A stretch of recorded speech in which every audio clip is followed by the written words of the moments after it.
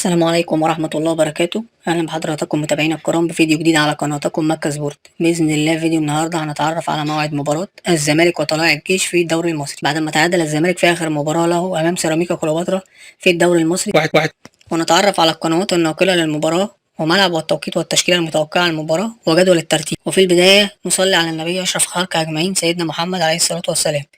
ولو عجبك الفيديو ياريت تدعمنا بلايك والاشتراك في القناة وليوصلك كل جديد إن شاء الله. وإليكم التفاصيل الآن. يستضيف نادي طلائع الجيش نادي الزمالك في الدوري المصري في الجولة السادسة على ملعب الجهاز الرياضي العسكري.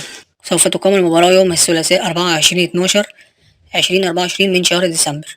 سوف تنطلق صفارة المباراة الساعة 7 مساء بتوقيت تونس والمغرب والجزائر، والساعة 8 مساء بتوقيت مصر وليبيا والسودان، والساعة 9 مساء بتوقيت السعودية وقطر والعراق وسوريا وفلسطين واليمن والكويت والأردن، والساعة 10 مساء بتوقيت الإمارات وعمان.